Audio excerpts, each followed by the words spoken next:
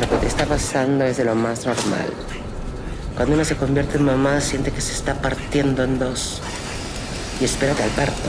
Literal, sientes que se te parten los huesos. When my partner got home, he said, "How was the movie?" And I said, it's like if Rosemary's Baby was if Rosemary was a bad bitch and her husband wasn't a piece of shit. That's Yeah. I love that. That's my tweet log line. Yeah, I love that. So tell me about the title. What is the significance of the title? What does it mean? Okay, so there's a legend that is called La Huesera.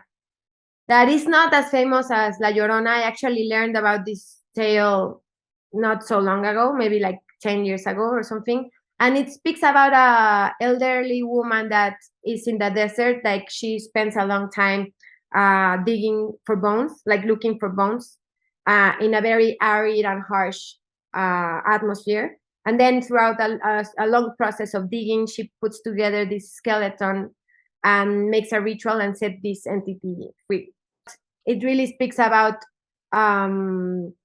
putting pieces of yourself together and going through a very difficult process in order to set something free or something that you need to see.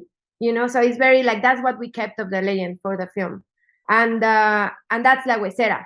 But also Huesera in Mexico means the kind of witch or shaman that you go to, so they fix your bones, like they make massage. It's like a chiropractic, and they crack your bones in order to fix some pain.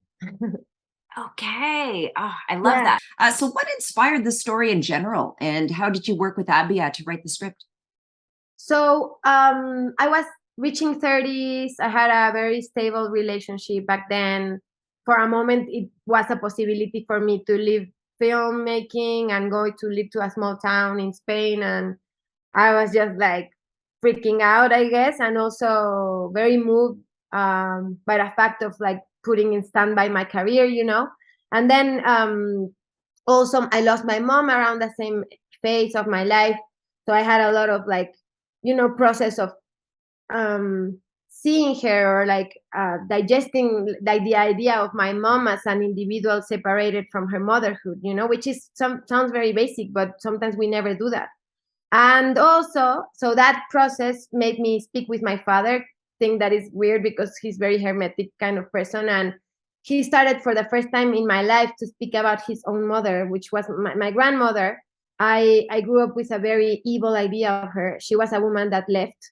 And I never had, every time she came up to the like dinner table, like something about her, it was like a very taboo or like uncomfortable moment because I was not even able to ask for her name, for example, or like who was her, nothing. And then later, like around those conversations, he opened up and started telling me about her, learning her name, everything like that was hidden for so long. And it was crazy. Like just the fact of speaking about her created a huge catharsis, not only for me, but also for my father, because like speaking to his only daughter, that I'm of course a very strongly attached to feminism in many ways. It kind of hit him through another area that he has never seen before, I guess. And to me, it was just like, okay, like it's crazy what a story can do only with my relationship with my father and my idea of my family, So I was like, okay, I have the access to filmmaking. I have to do a story that is loyal to this process that I went through. Did writing the film affect not your relationship with your grandmother because you didn't know her, but your attitude toward her leaving? Oh my God, totally. I still had an image that I didn't thought about her, but I just had attached to her idea as an evil person, like bad person, like terrible, like selfish, like all this, if it's a tweet about her, like the tweet about her only life is like bad person, terrible, like put her in jail, like, like the kind of like disappear that entity of our lives. But then hearing her story, learning her name, understanding what happened there, it was like, what? Like it took me to that point of like now really wanted to, she's dead, she passed away like when my father was in his 20s, but I do feel like that film is very much for her. Like I got to the point of identifying with her, like it's crazy. And I understood her. And actually the figure of my grandfather is the one that turned darker after the whole process.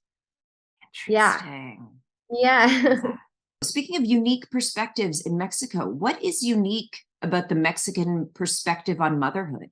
Regarding motherhood specifically, it's crazy how, like, even though you question everything that is imposed, or you don't want to be like, you don't want to follow an imposed social, like, nuclear family kind of life, deep down there's always a sense of like that. It grabbed me many nights with this cold sweat anxiety moments where you think like, am I gonna die up all alone? I'm gonna be miserable, like this, like very like 1800 questions. 1800, like it's like so old school concepts that you think like you have escaped already from them, like they're still deep down there. And we think a lot of that maybe has to do also with our society and like how we grow up in Mexico. Like my mother and my grandmother, they were like the figures that put together the families, and like then my brothers and my father, when my mom passed away, they were expecting me to be the one organizing the dinner. And like they put you in this place where if you don't feel that space, like there's chaos, and it's scary to run away. Like really making Huesera, it implied many sacrifices for me personally. Like I my life, like family life, for example, changed radically because I got so much into it that I started losing fear, I guess, and I started trying to fill up a space or to say yes to things that I really wanted to say no. Like it helped me so much to put limits. Like I feel like many people many folks in the film and myself, we grabbed so much, like I don't know, like I feel like we became more courageous because we feel like I suddenly understood like, oh my God, we're so many that we're deep down fearful about this shit. And if we're so many, I mean, we're gonna be okay, we're a community. There's other ways of familiarity. But I think like now that we have our Mexican premiere on Sunday here, we'll be speaking, like the main actress, she's a mother. Many of the people involved in the film are parents, or so many of the heads, their mothers, and many of us were not. But all of us were very nervous about the premiere in Mexico because we do feel like it might be like there might be a backlash. Even with my family itself that haven't watched it, I'm nervous. I'm like I think like I don't really know how they're gonna respond, or if they're gonna be offended, which never particularly wanted to be. I would never attack, for example, like the Guadalupe itself. To me, it has to do with the idea of motherhood that we have installed in the country, and that is so hard to touch or to even speak about. Speaking of strong images, I loved the punk poster that Valeria and Octavia have kicking around. It looks like the Virgin of Guadalupe almost crucified on a uterus. Yeah. Where did that come from? So actually, I grew up with that image because it's Eric Drucker. Actually, I think he's a New Yorker illustrator, and he made many punk covers. I think he made like Faith No More cover, and then he has like this very amazing like anti-capitalist graphic novels called or like anarchist graphic novels like Blood Song. I had many friends growing up in the punk scene.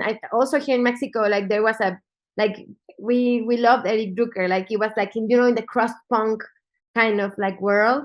Like I had friends that had this image in their back patches for example, and like there's like I emailed with him and he sent me pictures of tattoos, like so many, like 2005 punks got that tattoo. To me, it's a very iconic image growing up, and it really, in one image, is very strong because it really depicts the idea of the crucified woman regarding her reproductive system, and how it seems like there's like a societal permit to kill us or to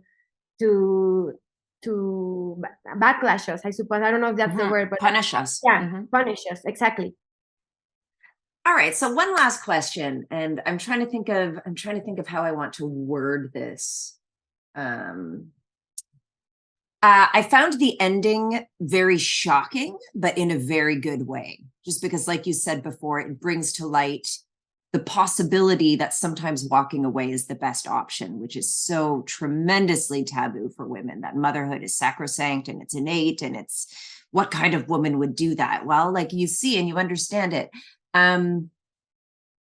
What do you hope audiences walk away with after seeing Huesera? You know, like, to me, it's really like, it really comes from this process of having someone being hidden in our family, in my family, growing up, you know. And to me, it's like, these characters exist in our families. These emotions and thoughts exist within ourselves, and we have to have a space to speak about them. And to me, I am very privileged, and I'm very lucky to have access to such a potent tool as filmmaking, as creating a film that can reach to many audiences. And to me, it was like, okay, I need to put my seed of putting this into the imaginary of the Mexican, Latin American, and world cinema expression. You know, it's like, okay, we exist. These kind of women exist. Let's talk about them, because if we try to hide these aspects, we're like bringing something very violent into these kind of characters in our realities. So to me, it's just like, if someone goes out maybe angry or not angry or whatever, but like, they speak about the film afterwards, and they kind of like think like, oh, maybe actually this aunt of mine, or this cousin, or even my mom, or even myself. I've had people approach me after the screenings, like, so emotionally, you know, that they very thankful, you know, of like saying like, thanks for portraying something that to me, I can never speak at my home. To me, that's like, it gives complete sense to making this film. So like, giving a space to these kind of characters into the imaginary, because they exist, I think that's like my main goal. Good. Well, I think you'll do that, Michelle. It's such a smart, sensitive, scary film, and you've given me such a wonderfully articulate interview. Thank you so much for talking to me today. Andrea, this is one of the best interviews I've had. I'm not kidding. Thank you for being so thoughtful. I love the questions.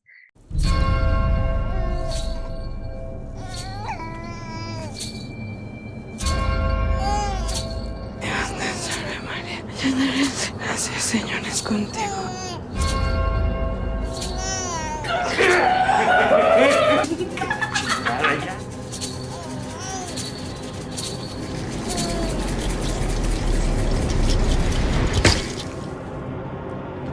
Felicidades.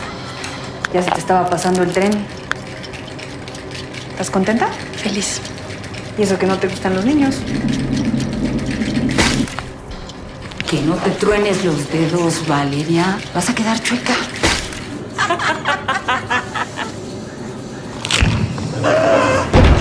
Lo que te está pasando es de lo más normal.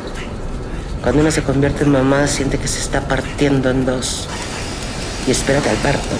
Literal, sientes que se te parten los huesos.